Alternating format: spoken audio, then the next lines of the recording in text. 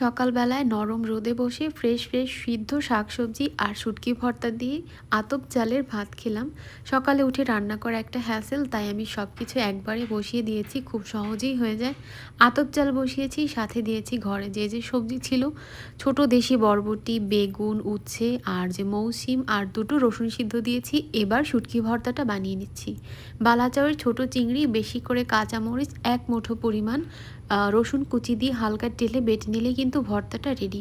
সবজি সিদ্ধ হয়ে গেছে, এবার আমি বেড়ে নিচ্ছি। এই যে বরবটিটা একদম পিওর দেশি বরবটি, গাছ থেকে তুলে আনা। সাথে নিয়েছি মিষ্টি সিম বা মৌসিম বলে, সাথে একটা রসুন সিদ্ধ। ট্রাই করবেন সকালবেলায় একটা সিদ্ধ রসুন খেতে, এতে আপনার অনেক ধরনের উপকার হবে।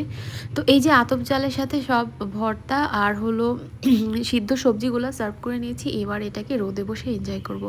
এটা খুবই স্বাস্থ্যকর, বিশেষ করে সকালবেলায় উঠে তেল মশলা না দিয়ে এভাবে করে সিদ্ধ শাকসবজি দিয়ে খেলে শরীর আর মন দুটোই কিন্তু ফ্রেশ থাকে। আপনারা ট্রাই করতে পারেন, সেটা খেতে কিন্তু বেশ ভালো, আর খাওয়ার পরে সব থেকে বেশি ফ্রেশ ফিল হয়।